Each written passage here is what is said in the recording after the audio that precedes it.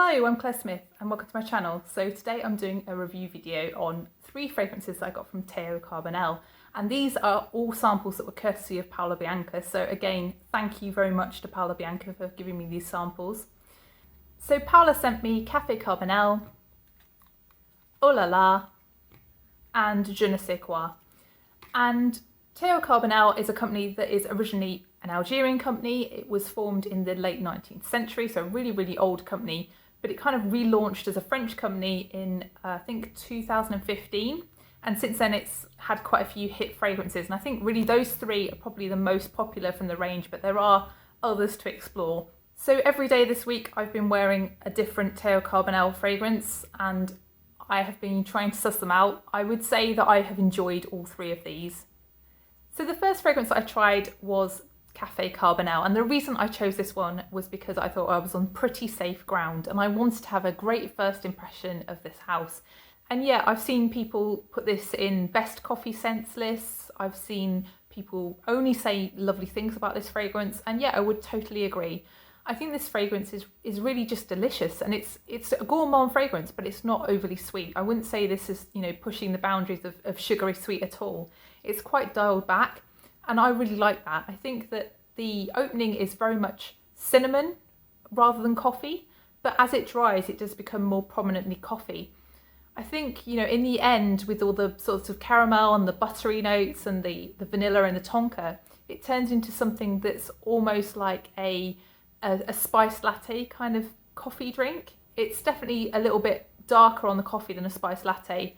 It's like a spiced latte mixed with an espresso martini. There's almost something alcoholic about the end of the fragrance when it's drying down. I think it's really delicious. I think that this is something that most people will enjoy. I can't really see anybody not liking this fragrance unless you really had a strong adversity towards cinnamon or towards coffee. I think this is just generally going to be quite a crowd-pleasing fragrance. And actually I think it is really quite distinctive as well. And I think, yeah, I can definitely imagine both sexes wearing this. I really don't agree with the votes on Fragrantica that are saying that it's really feminine, because yeah, I don't think it is.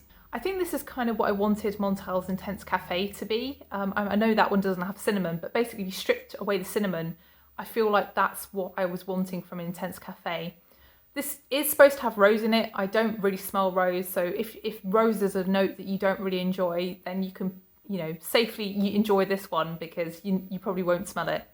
Overall, would I buy this fragrance if I saw it in a shop? I probably would. I think this is definitely something that was an instant love. I can definitely see why Paola has picked this one up. Yeah, it's very, even though it's quite familiar, it is quite different, if you know what I mean. That's probably a bit of a tautology, but I've seen these notes in other fragrances, but this one is the best of those fragrances where I've seen these notes. So initially this fragrance reminded me a bit of Shake Al Shook, but when I compare them side by side, this is just so smooth in comparison to Shake Al Shook. And there's obviously the rose is quite prominent in Shake Al Shook. So they're not similar, it's just, I think because of the cinnamon, and that just made me think of that fragrance. I think Café Cabanel would work best in autumn or winter rather than spring or summer, but I think that's the case with most gourmand fragrances, so that's really quite unsurprising. Loved it. I think it projected really well, it lasted really well. I think it's definitely a winner. So that's Café Cabanel by Teo Cabanel. So the second fragrance I tried is Là Là, and I would say that this one is definitely one of those makeup-y, clean, cozy, at home, wearing a fluffy jumper kind of fragrances. And you can tell by, you know, how I'm dressed today, that's how I am. I like these kind of neutral fragrances that you just enjoy, that don't bother you. And I think this is one of those. I think this is something that I've smelt before though, and I feel like it's very similar to Glossier You, which I already own. So I don't really feel like this one excites me, but I do think it's well done for what it is. And I would say that it's different to Glossier You because it's less musky, it's more woody, and it's also just a little bit, it's just a little bit different basically. So I think the thing that reminded me of Glossier You was the orris in this fragrance. And yeah, initially this fragrance smells more like a makeup. It smells like a powder or a face powder. And then it sort of dries down and it becomes more suede-y. It does have hazelnut in this fragrance, and I do smell it, but it's very dry hazelnut. It's not like something like a hazelnut spread or something gourmand. The hazelnut here is more dry and dusty. There's also saffron in this fragrance, but it's a very, very gentle saffron, and you know, it's not something that is going to bother people who don't like saffron at all. I think there's also supposed to be tobacco, but I don't really smell it. It's not something that is dominant at all in this fragrance. I really, really like this. I think that I would like it more had I not smelt Glossier You. I think out of the two, I would pick this one because I think this is the nicer fragrance. Very different price point, but still the nicer fragrance. This fragrance again lasted the whole day. I would say it was definitely softer than Café Cabanel though. I think that's just the nature of the notes that are in this fragrance. I think overall I do prefer Café Cabanel, but just because I already have Glossier You.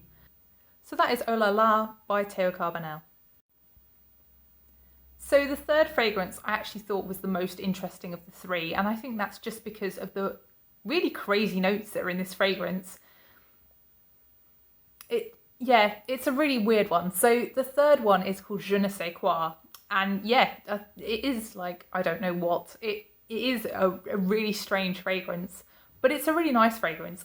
Initially it reminded me of like opening a new bag of basmati rice. It's very fragrant, like in the way that rice is. It's really very realistic. It just makes you think that you've got a 10-kilo bag of basmati rice sitting in your kitchen. That's the smell you get. It's really intense on the rice.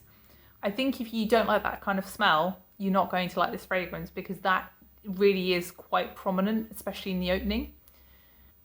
So this fragrance is also meant to have a type of matcha tea in it, and I don't think I really know that much about matcha tea. The only place that I really encounter matcha tea is when it's as a cake topping, basically. So people put it in icing, cream icing, cream frosting generally, and that's the only time that I've ever experienced matcha tea. So matcha tea is actually the young leaves of the tea bush that have then been powdered. So it turns into this kind of bright green, luminous powder.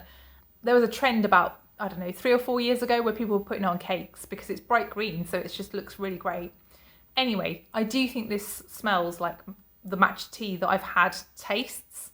Obviously less sweet than the icing taste, but it does have that kind of weird flavour. To me, matcha tea has this kind of like bitterness, and then it sort of has a bit of a dancey feeling on your tongue. It sort of makes you kind of go, ooh, there's kind of a zing to it at the end. I can't really explain it, but there's something there that makes your tongue feel a bit weird. And this fragrance smells like that kind of taste to me. I think it's really quite a realistic fragrance. I think the thing about this fragrance is that it's so savoury, and that makes it really interesting because even though it's a gourmand perfume, it's not a sweet gourmand perfume, it's a savoury gourmand perfume, and I've never experienced that before. So this to me, in the beginning with the rice, smells like almost something like an unsalted and unsweetened popcorn. Just a popcorn, a dry popcorn. Or maybe something like a shredded wheat or a rich tea biscuit even. Something that isn't sugary, something that's quite plain, but also something that's a little bit milky, something that's got some milk in it, basically. It's a really, really interesting, weird fragrance, and I can see definitely why somebody collecting fragrances would want to own this one because it's just so weird. I don't think it's unwearable weird, actually. I think this one is just intriguing. It's something that's really interesting. This fragrance at points as well also makes me think of like tahini, sort of sesame seed paste, but less rich than that.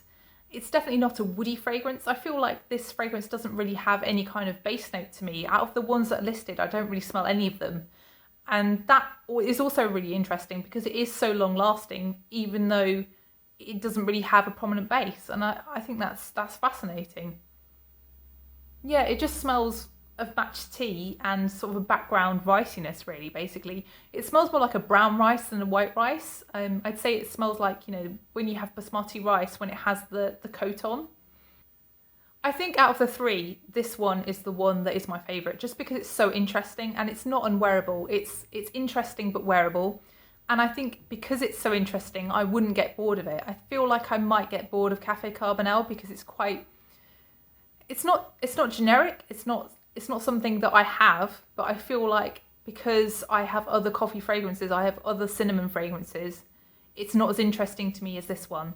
But I could see that Café Cabanel is more crowd pleasing. It's the one that most people are going to enjoy, whereas this one is definitely the most interesting of the three. So that's Je ne sais quoi by Teo Cabanel.